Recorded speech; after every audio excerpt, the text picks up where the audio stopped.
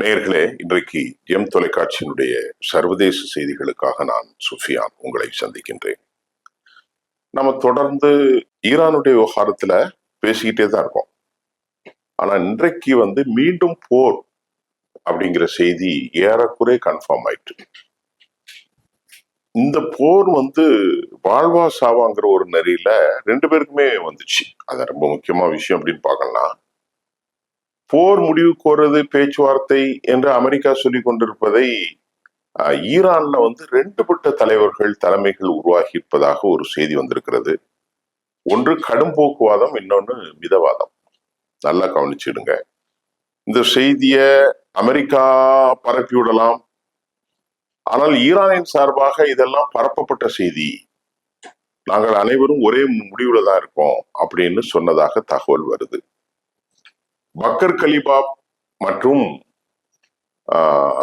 சேத் Abbas அராகச்சி ரெண்டு பேரும் மிதவாதம் போக்கில் பேச்சுவார்த்தையில் ஈடுபடுவதால் அவர்களை தீவிர கடும் போக்குவாதம் ஐஆர்ஜிசியினுடைய இராணுவ படை எதிர்ப்பதாகவும் கூட தற்போது தகவல்கள் உருவாகி இருக்கிறது. இந்த நிலையில நாம் இங்க முக்கியமாக கவனிக்க வேண்டிய ஒரு விவகாரம் என்னவென்றால், ஈரானுடைய ஐஆர்ஜிசி படைகள் அமெரிக்காவோடு பேசவே கூடாதுங்கிறாங்க. போர் போர் போர். அமெரிக்கா இப்ப இதுல ஒரு உதாரணத்துக்கு, முஜித்தபா கமெனி உயிரோடு இருப்பதை இந்தியாவினுடைய ஈரானுடைய அம்பாசிடர் ஈரானுடைய தூதரகத்திலிருந்து உறுதி செய்யப்பட்டிருக்கிறது. அவர் நல்ல லெவல்ல இருக்கார் அப்படிங்கிறத கிட்டத்தட்ட சர்வதேச செய்தியினோடு உறுதி செய்யப்பட்டிருக்கிறது. அவர் கொல்லப்படவில்லை, அவர் உயிரோடு இருக்கிறார். இப்ப பெரியவராகிய இமாம் கமெனியை கொள்வது, அதே போன்ற அலிலாரிஜானி போன்ற தலைவர்களை, மிதவாத போக்கு கொண்ட கல்வியாளர்களை எல்லாம் கொலை செய்வது இன்றைக்கு அமெரிக்காவுக்கு இஸ்ரேலுக்கும் பெரும் பாதகமான சூழ்நிலை உருவாகிவிட்டது. இப்ப நம்ம இதை எப்படி பார்க்கிறோம்னா, ஆப்கானிஸ்தான் போர் மாதிரி ஒரு நிலை இப்ப ஈராக் மாதிரி ஒரு நிலை இங்கே உருவாகி இருக்கிறதா என்று எண்ணுவதற்கு நமக்கு ஏராளமான சாத்தியக்கூறுகள் உண்டு. காரணம் என்ன நான் அப்படி சொல்கிறேன் என்று சொன்னால், நீடித்த போருக்கு ஈராக் தயார், ஆனால் ஈரான் தயார், ஆனால் நீடித்த போருக்கு அமெரிக்கா தயாரா, நீடித்த போருக்கு இஸ்ரேல் தயாரா? அங்கதான் சிக்கல் வருது. இப்ப நேற்று நீங்க பாருங்க, ஐஆர்ஜிசியினுடைய தலைமை பொறுப்பில் இருப்பவர்கள் என்ன சொல்லிட்டார்கள், இனி எந்த காலத்திலும் பேச்சுவார்த்தை கிடையாது. முஜித்தபா கமேனியுடைய பெயரில் வெளியிடப்பட்ட ஒரு அறிவிப்பு என்ன சொல்லுது அப்படின்னு பார்த்தா, அமெரிக்கா இந்த மண்டலத்தில் ஒருபோதும் இருக்கக்கூடாது, அமெரிக்காவுக்கும் இங்க வரவே கூடாது. பெர்ஷியன் வளைகுடா மட்டுமல்ல, மத்திய கிழக்கில் அரபு நாடுகளில் அமெரிக்கா என்ற ஒரு தேசமே இருக்கக்கூடாது அப்படின்னு தான் முஜித்தபா கமெனி சொல்லியிருக்கார்.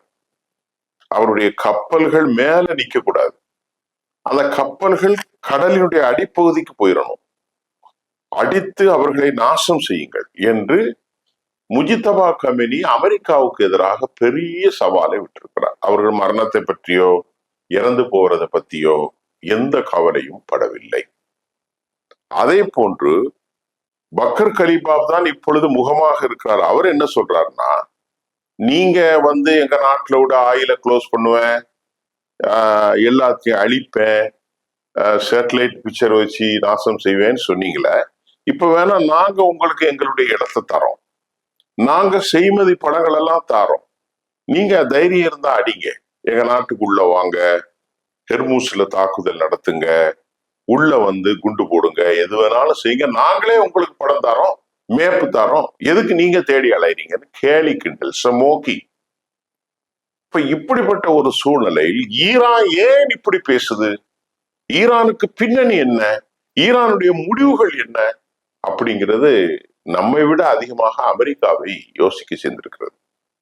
யோசிக்கத்தானே செய்வான், எவ்வளவு பெரிய ஆளு. சிச்சுவேஷன் ரூம்ல the secret meetings has been done, நடந்து முடிந்திருக்கிறது. அதுல சில முக்கியமான முடிவுகள் எடுத்திருக்கிறாங்க.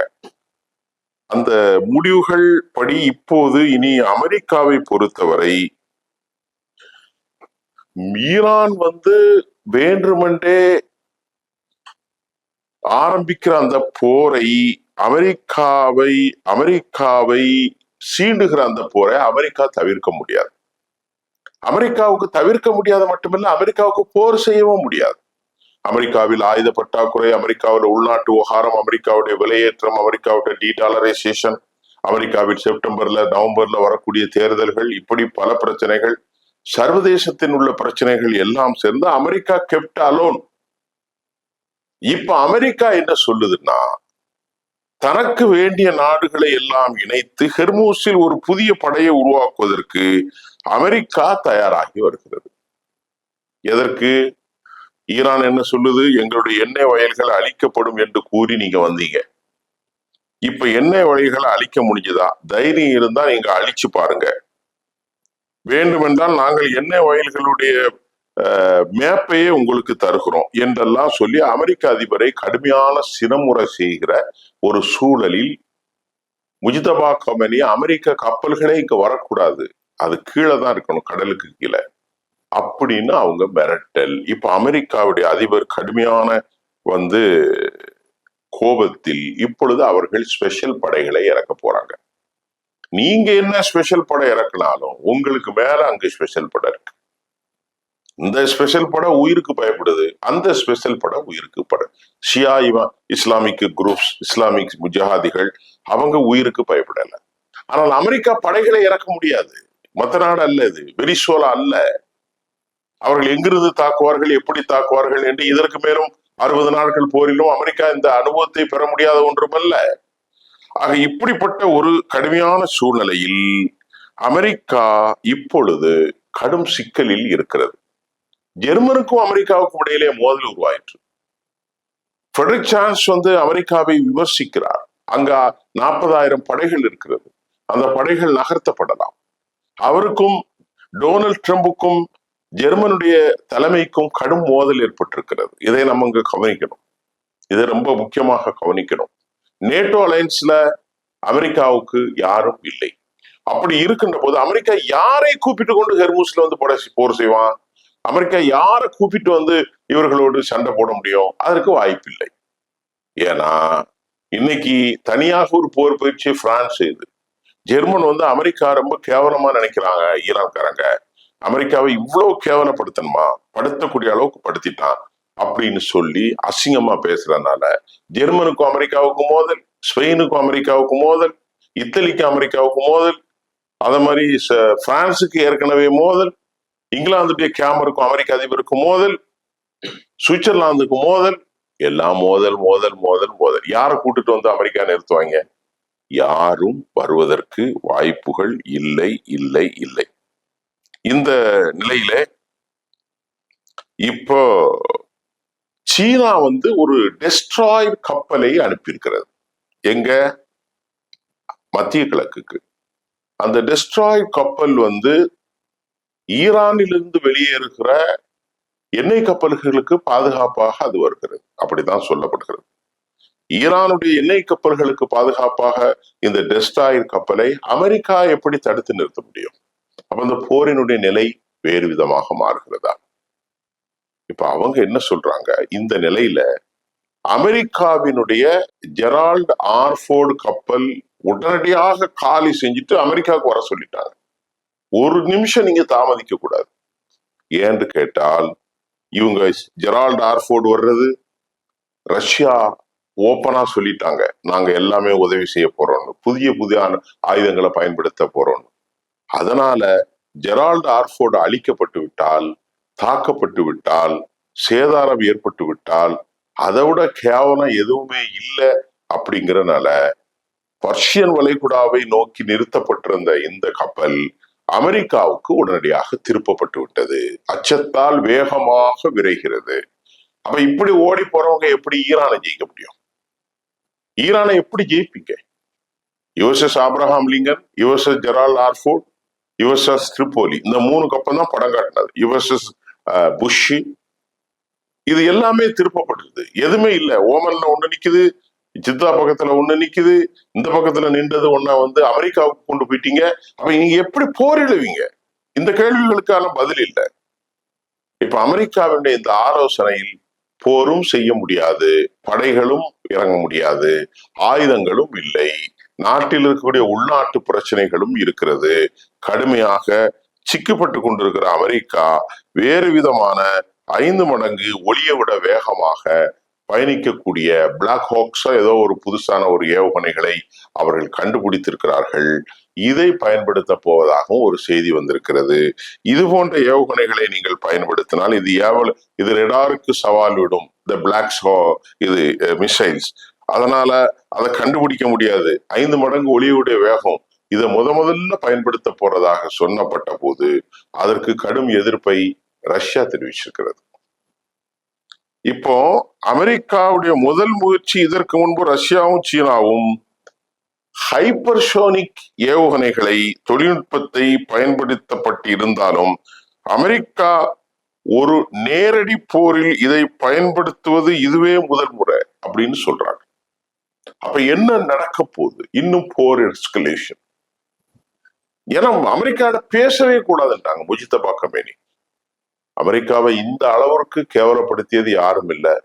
ஒபேக் கூட்டமையிலிருந்து ஏற்கனவே பழைய செய்தி, 3 நாளைக்கு முன்னால் வந்த செய்தி, யுனைடெட் அரபு எமிரேட்ஸ் வெளியேறிட்டு இப்போ எவ்வளவு நாளைக்கு இவர்கள் தாமதிக்க போகிறார்கள்? ஏற்கனவே வேற லைன்கள்ல கப்பல்கள்ல போய்கிட்டு தான் இருக்கு. ட்ரெயின்கள்ல போறதுக்கு அதிக அளவு கொண்டு போய் சேர்க்க முடியாது. அந்த வசதி ஈரானில் இல்லை. இப்போது ஈரானிலிருந்து வரும் தகவல்கள் நாங்கள் அனைவரும் ஒருமித்து தான் இருக்கிறோம். ஏன்னா மசூத் பெசஸ்கியானுடைய ஸ்டேட்மெண்ட் அப்படித்தான் இருக்கு. Masoud Pezeshkian, Bagher Ghalibaf, Seyed Abbas Araghchi இவர்கள் ஒரு அடிப்படை, கடும் போக்குவாதிகளான ஐஆர்ஜிசி வேற ஒரு அடிப்படை. இவங்க 100 பேர் இறந்துட்டு அவங்கள்ட்ட 100 கோடி இருக்காங்க, 10 கோடி பேர் இருக்காங்க. அதுல பெரிய பெரிய ஆட்கள் வர்றாங்க. ஈரானுடைய தரப்புல இளம் விஞ்ஞானிகள் ஏராளமான பேர் வந்து கொண்டே இருக்கிறார்கள் என்ற தகவலும் நமக்கு கிடைத்திருக்கிறது. ஆகவே இன்றைக்கு மிக முக்கியமான செய்தி, அமெரிக்க கப்பல் தப்பி ஓட்டம். ஈரானுடைய தாக்குதலுக்கு அச்சப்பட்டு அமெரிக்க கப்பல் தப்பி ஓட்டம். அமெரிக்க கப்பல் ஏன் தப்பி ஓடுகிறது என்று சொன்னால், ரஷ்யாவோடு அவர்கள் சந்தித்து பேசிய பிறகு டெஸ்ட்ராய்டு கப்பல் தனது பாதுகாப்புக்காக ஈரானுக்கு வருகிற போது இதன் மூலமாக ஈரான் ஏற்கனவே வைத்திருக்கக்கூடிய ஆன்டிஷிப் மிசைல்கள் இதையெல்லாம் அமெரிக்காவுடைய ஜெரால்டு ஆர்ஃபோர்டு தாக்கப்பட்டு அழிக்கப்பட்டால், அல்லது கடலில் மூழ்கிவிட்டால், அல்லது ஏதாவது விதத்தில் பெரும் சேதாரங்களை அவர்கள் சந்தித்து விட்டால் உலகளவிலே தாங்கள் தலைகுனிவை ஏற்படுத்தும் என்ற அச்சத்தின் காரணமாக அமெரிக்கா தப்பி ஓடுகிறது. அமெரிக்காவுடைய படைகள் ஹேஸ் கான். அமெரிக்காவுடைய சிச்சுவேஷன் ரூம்ல இப்பொழுது பேச்சுவார்த்தை நடக்கின்றது. என்ன தாக்கலாம், எப்படி தாக்கலாம்?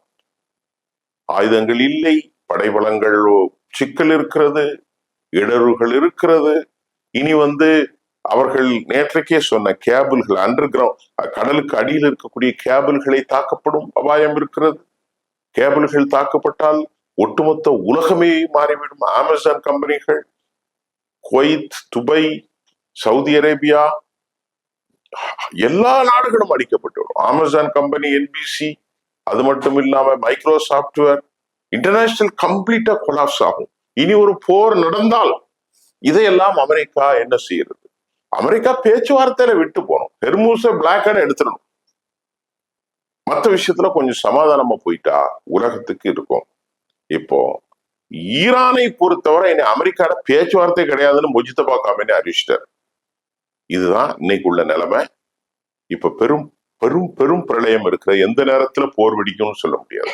அவங்க ப்ரீபேர்டா இருக்கான். யாரு? இஸ்ரேல், ஈரான் ப்ரீபேர்டா இருக்கான். இஸ்ரேல் நேத்து மறுபடியும் ஹிஸ்புல்லாக்களை தாக்குவதுன்னு சொல்லி நிறைய பேரை சாவடிச்சிட்டாங்க. இப்ப அங்க பிரச்சனை இருக்கு. இஸ்ரேலை பொறுத்தவரை ஆள்களை கொலை செய்யறது மட்டும்தான் அவனுக்கு தெரியும், வேற எதுவுமே தெரியாது. இங்க எல்லா மக்களையும் கொலை செய்யறது அவனுடைய வேலை. அவன் ஒரு கால்குலேஷன்ல இருக்கான். சீப் ஒழிச்சு வச்சா திருமணம் நின்று போயிடுற மாதிரி ஆட்களை கொலை செஞ்சுட்டோம்னா தப்பிடுவோம்னு இஸ்ரேல் நினைக்குது. அதுக்கான சாத்தியம் இல்லை. இப்ப மத்திய கிழக்குல எந்த நேரமும் போர் வெடிக்கலாம். $120 ஆயிட்டு இன்னைக்கு பெட்ரோல். இன்னும் பயங்கரமா ஏறும்போது இதை எப்படி சமாளிக்க போகிறார்கள்? நம்ம அடுத்த செய்தியில தொடர்ந்து பார்ப்போம். நன்றி.